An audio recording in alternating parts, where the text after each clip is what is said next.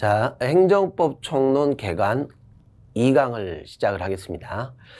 흐름 잡는 거예요. 지금 흐름. 행정법이 어떻게 구성되어 있고 어떤 내용들이냐. 앞 시간에 우리 법률관계 당사자가 행정주체가 있고 행정객체가 있습니다. 그런데 이 법률관계는 결국 권리의무관계다 이렇게 했었죠.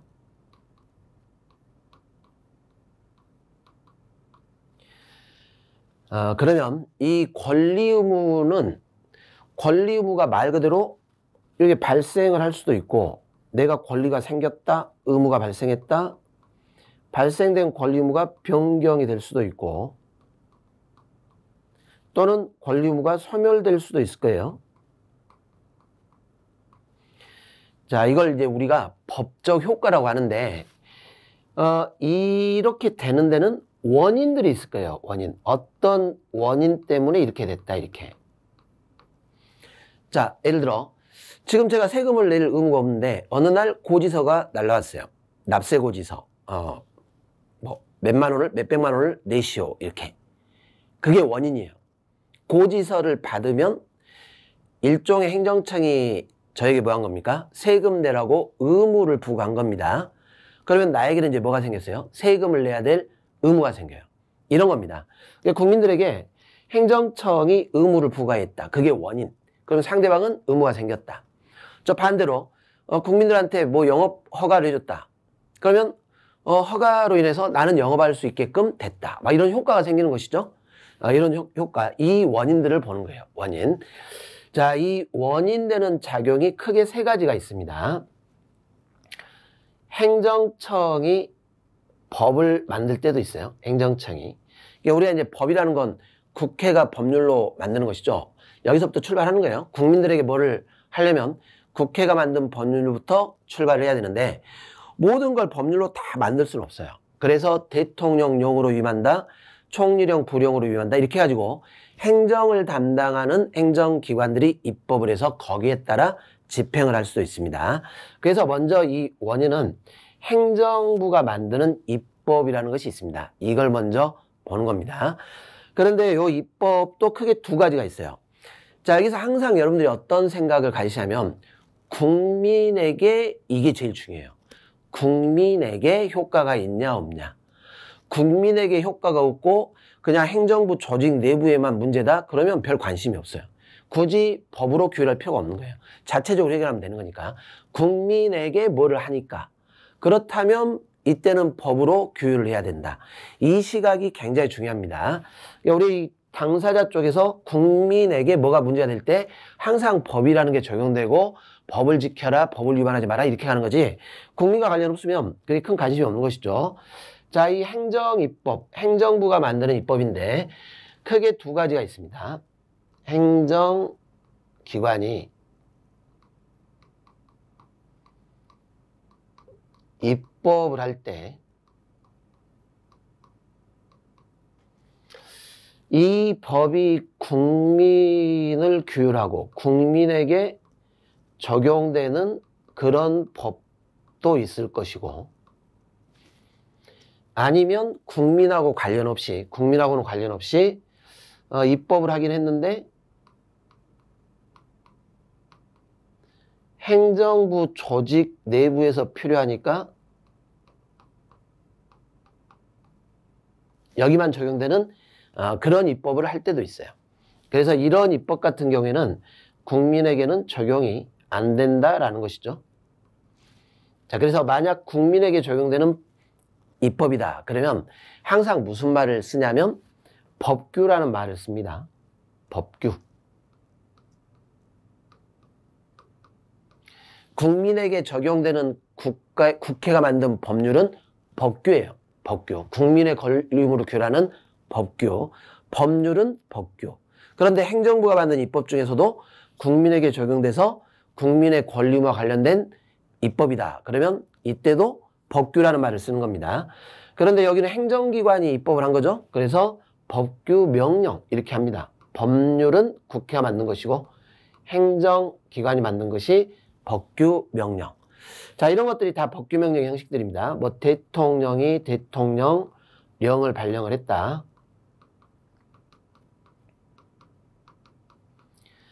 또는 국무총리가 총리령을 발령했다. 각 부장관이 부령을 발령했다.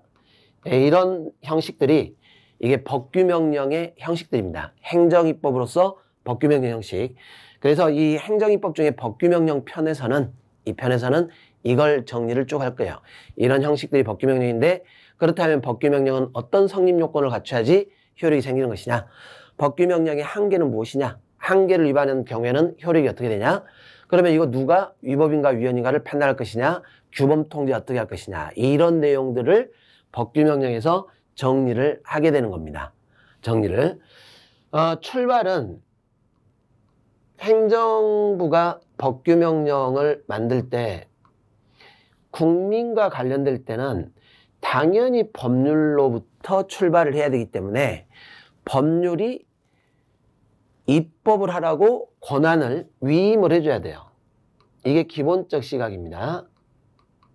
그래서 사실은 이 법규명령은 국회가 법률로 행정부한테 위임을 했기 때문에 그 위임받은 범위 내에서 권한을 가지고 법률을 구체화시키는 거예요. 법률을 구체화. 그래서 실질적으로 국민에게 효력이 미치는 건 사실 법률이 효력을 미치는 것이고 행정입법 법규명령은 법률에 위임받아서 법률을 구체화했기 때문에 국민에게 적용을 받게 된다라는 이 구조를 반드시 기억을 해야 됩니다. 이것이 생기처예요. 생기처. 이게 어려운 게 아니라 아주 기초. 여기서부터 여러 가지 문제가 생기겠죠. 야, 위임할 때 잘해. 이런 문제 나오겠죠. 포괄위임 하지 마. 이런 말 나오는 것이고. 그 다음에 이런 건 위임이 안 돼. 오로지 법률로만 정하라. 막 이렇게 나오겠죠. 뭐 이런 것들은 이제 뭐 본질상 위임. 위임을 하면 안 되는 건데 대통령령으로 위임해가지고 대통령령으로 정했다. 그러면 다 위헌이에요. 위헌. 헌법을 위반했다. 이렇게 가는 겁니다. 여기서 이제 그걸 보는 겁니다. 법규명령에서. 그리고 그런 부분들을 출제하는 거예요. 이거 위임 잘했냐? 위임한계 지켰냐? 위임한계를 지켰는가 안 지켰는가 판단할 때 공식, 원칙이 뭐야? 법원칙. 라는 것들을 판례가 기준을 잡아주는데 그게 출제가 되는 것입니다. 자, 반대로 국민에겐 적용되지 않는 조직 내부에만 적용되는 입법도 있죠. 이것을 법규명령과 비교해서 행정규칙이다 이렇게 합니다. 그러면 이 행정규칙은 조직 내부적으로만 원래 적용되는 거기 때문에 국회가 여기를 관여하면 안 돼요. 여기는 위임이 필요가 없습니다. 왜 그럽니까? 이 상권분립이죠. 권력분립. 조직 내부에서 이루어지는 일을 국회가 왜 자꾸 간섭하냐 이렇게. 그렇게 하는 것도 맞지 않는 거예요.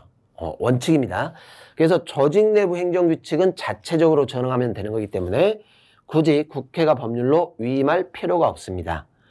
자, 그런데 이렇게 끝나면 단순하고 좋은데 오늘날 국회가 법률로 위임을 할 때 원칙은 이런 대통령령이나 총리령 이런 형식으로 위임을 하게 될 거예요. 그런데 때로는 예외적으로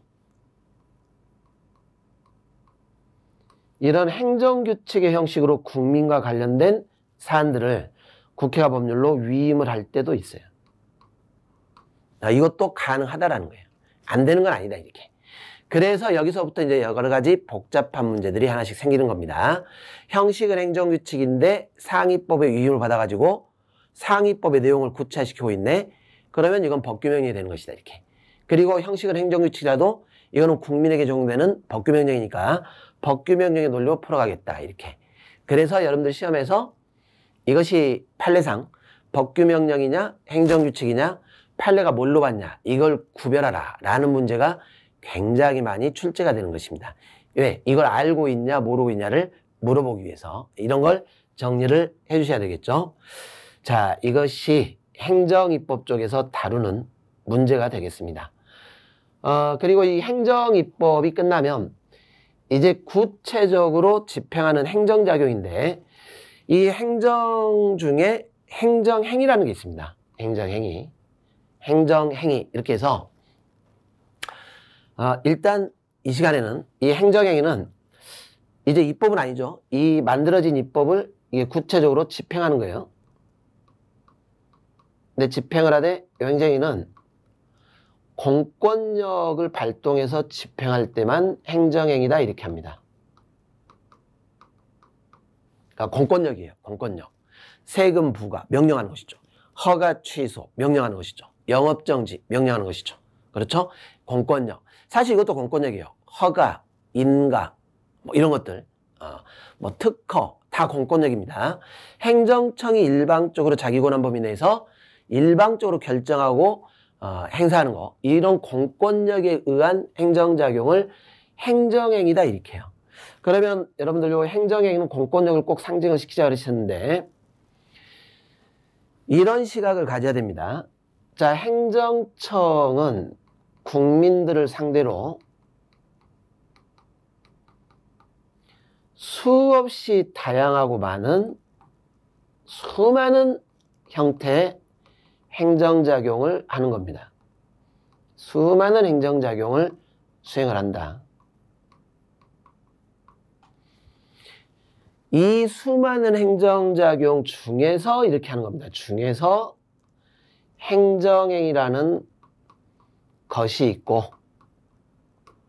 이것을 이론으로 개념을 만드는 겁니다. 이것은 여러분들 이론이에요. 이론. 학문적으로 아까처럼 뭐 허가도 있고 인가도 있고 특허도 있고 영업정지도 있고 허가 취소도 있고 세금 부과도 있고 만초 부담금 부과도 있고 변상금 부과도 있고 수없이 많은 거 아니에요? 수없이 많은데 그것을 개념으로 이렇게 행정행위라는 것으로 묶어요. 이렇게. 이런 특성을 갖고 있다면 행정행위다. 이렇게 해가지고 이 행정행위는 다른 행정하고 조금 다르게 취급을 하겠다라는 겁니다. 다르게. 일반적인 행정작용보다는 특수성을 좀 인정을 해주겠다 이렇게. 그래서 이 특수성이 또 여러분들 시험에 나오기 시작하겠죠. 특수성이. 자, 두 가지가 여기서 출제 포인트입니다. 수많은 실정법에 있는 행정작용 중에서 우리 판례가 이것은 행정행위냐 아니냐, 또는 이걸 다른 말로 처분이라고도 해요. 이 연상을 이렇게 하세요. 공권력 행사 딱 이렇게 연상을 해야 돼요. 이거는 등시화 시켜야 됩니다. 공권력 행사로 법을 집행하네. 그게 처분, 행정행위. 그러면 이 공권력은 다른 행정작용하고 다른 여러 가지 특성을 인정을 해서 특수하게 취급을 해주겠다. 이런 식입니다. 그래서 여기서 여러분들 이제 뭐 공정력이네, 확정력이네, 자력집행력이네 이런 걸 보는 거예요. 그리고 이 행정행위가 적부하려면 어떤 요건을 갖춰야 되냐. 그리고 이 행정행위가 하자가 있으면 이제 위법한 경우도 있고 부당도 있고 막 할 텐데 하자가 있는 행정행위는 이제 무효냐 취소냐 막 이런 거 보는 거죠. 무효냐 취소냐. 여기도 여러분들이 많이 혼동을 하는 파트예요. 위법인데 취소하기 전까지는 유효, 위법인데 처음부터 아무 효력 없어 무효, 이렇게 나눠진단 말이죠. 이게 그러니까 위법이다 적법이다 이 개념도 잡아야 될 것이고, 위법하다면 그 다음 단계로 효력이 있냐 없냐 이것도 잡아야 될 것이고, 이런 것들이 이런 데 여러분들이 이제 어려워하기 시작하는 겁니다. 그래서 이제 무효냐 취소냐 판례도 구별을 해줘야 될 것이고, 그렇다면 무효인지 취소인지 구별하는 기준이 뭐냐 이것도 봐야 될 것이고, 그렇죠? 그리고 이제 뭐 하자 승계라는 것도 보는 것이고 하자 치유라는 것도 보는 것이고, 여기서 다 봐요. 여기서. 그리고 이제 행정행위가 위법했을 때 행정청이 직권으로 취소한다. 적법한 행정인데 후발적 공익상 이유로 철회한다. 막 이런 걸 보는 겁니다. 이게 행정행위. 네, 이거예요. 그런데 이 행정행위가 사실은 이런 국민의 권리 의무와 관련된 원인 중에 이게 중심입니다. 중심.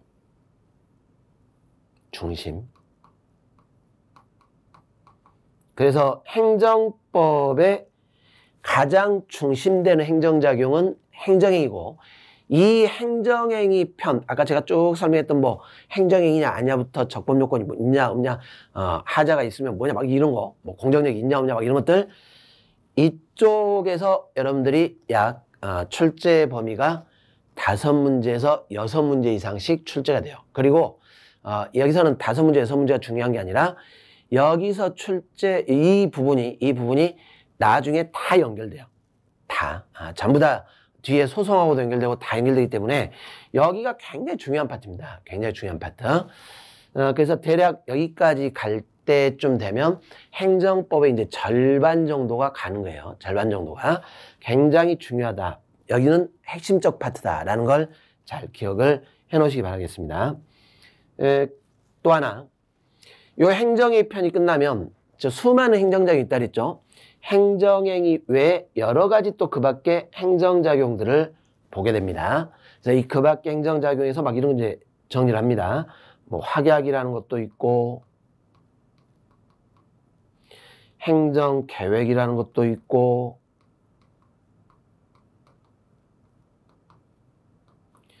계약도 체결하겠죠. 국민들하고 공법상 계약이라는 것도 있고, 행정지도라는 것도 있고, 이런 식으로. 그리고 이제 요 내용들을 쭉 정리를 하게 되는 겁니다. 두 문제 정도 나와요. 두 문제 정도. 이 중에 두 문제 정도. 여기서는 반드시 뭘 또 구별해 줘야 되냐면, 그렇다면 이 그 밖의 행정작용은 행정행위하고 차이점이 뭐냐, 이거를 봐줘야 돼요. 여기가 중심이라 했죠.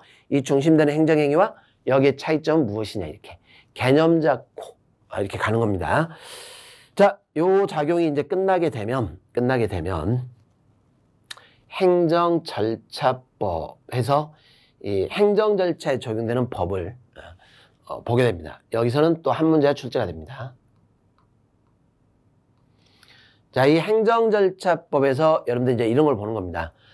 불이익 처분하기 전에 뭐 청문 거쳐라, 의견 제출 기회를 줘라, 처분할 때 왜 이런 처분하는가 이유도 제시해라, 막 이런 것들이 중심적으로 출제가 돼요. 그런데 대개 이제 여기서 출제가 많이 되는 건 원칙적으로 이렇게 해야 되는데 이게 생략되는 경우들이 있어요. 그 생략되는 것들을 외워야 돼요. 이런 파트가 행정절차법입니다. 그리고 이제 국민들도 이 행정청이 가지고 있는 어떤 정보들, 국가나 여러 지방자치단체가 가지고 있는 여러 가지 정보들, 이걸 이렇게 취득을 해서 알 권리가 있기 때문에 그 정보 공개를 요구할 권리도 있고, 이 정보 공개하는 부분들도 우리 시험에 또 출제가 잘 됩니다. 그리고 이 개인의 정보 당연히 보호돼야 되겠죠. 유출된다거나 막 이런 것들이 되면 안 될 것이다 라는 거예요. 그래서 개인정보보호법을 또 정리를 하는 겁니다. 여기까지가 되면 이 행정작용편이 끝나게 됩니다. 행정작용편 여기까지. 자, 여기까지는 사실 누가 하냐면 특히 여기 행정청이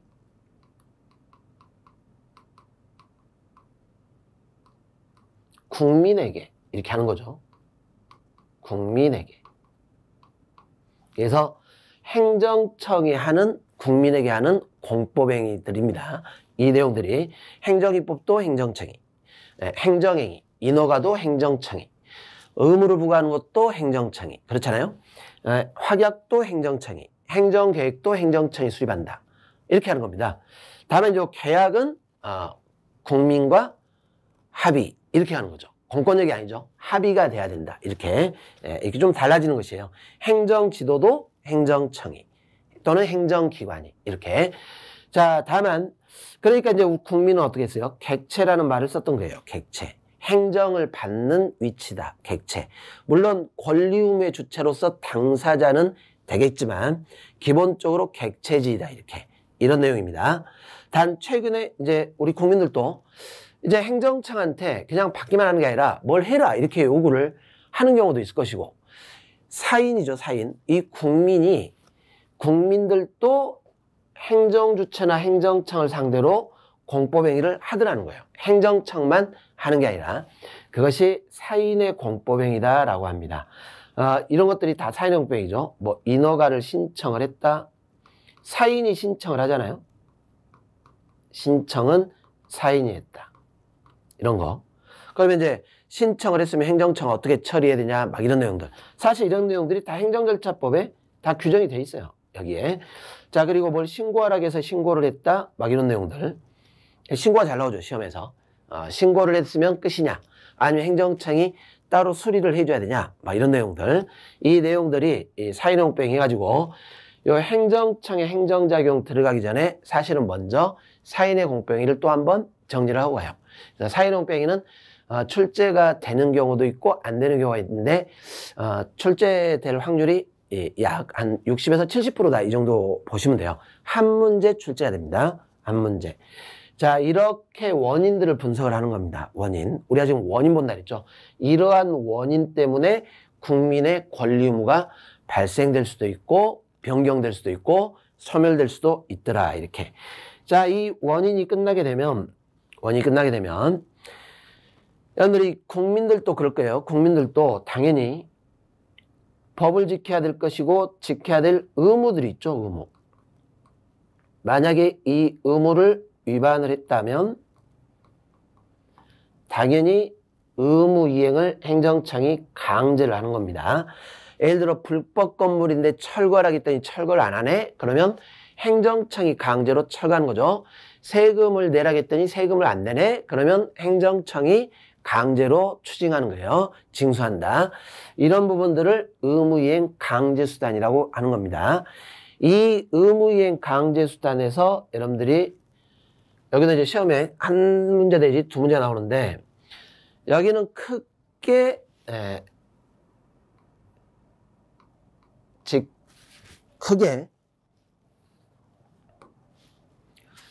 행정청이 방금처럼 철거한다, 강제로 징수한다 이런 식의 강제 집행이라는 것이 있고 그런데 이제 상황이 급박하면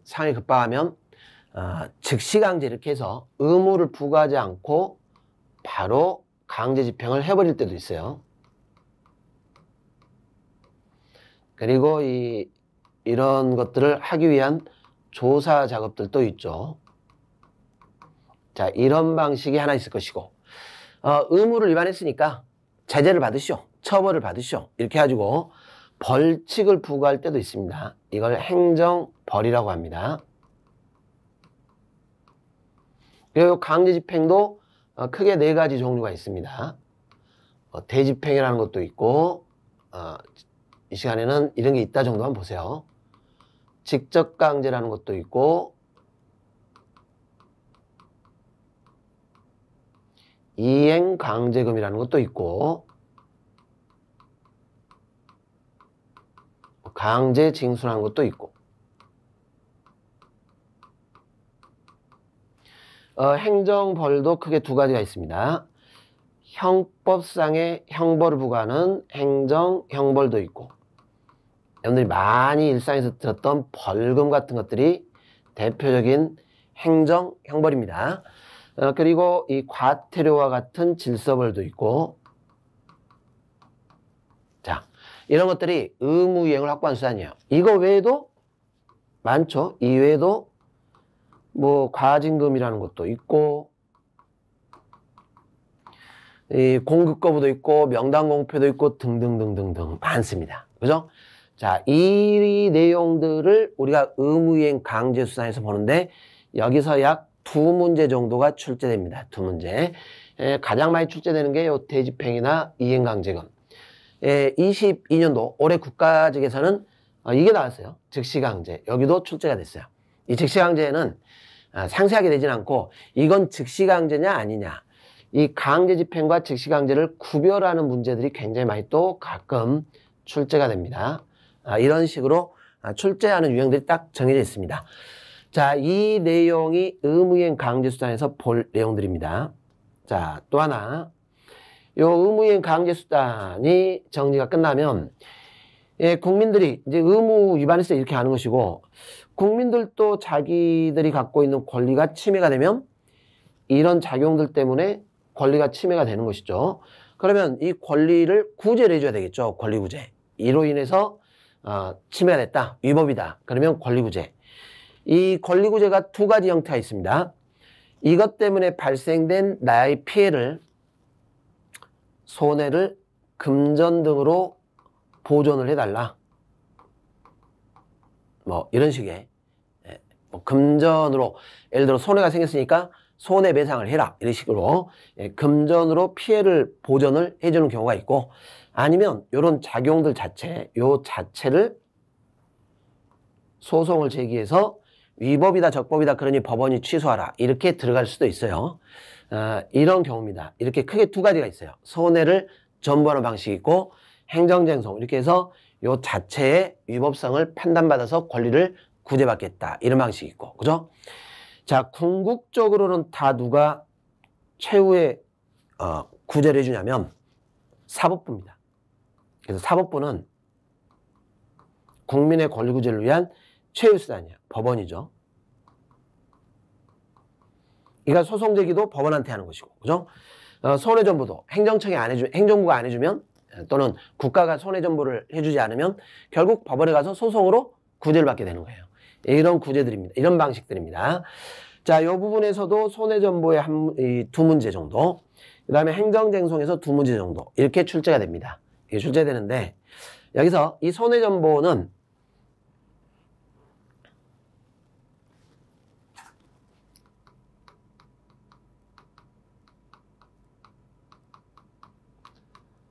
자, 공무원이 직무 중에 불법행위를 했습니다.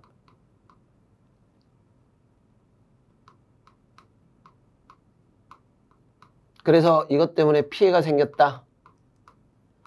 상대방한테 이 불법행위에 의한 손해를 전보를 하는 것을 손해배상이다 이렇게요.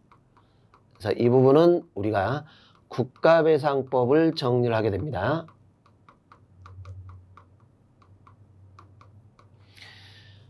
그런데 이 국가배상이 아니라 이 여러 가지 공익상 적법하게 행정작용을 했음에도 불구하고 피해가 생길 때가 있어요.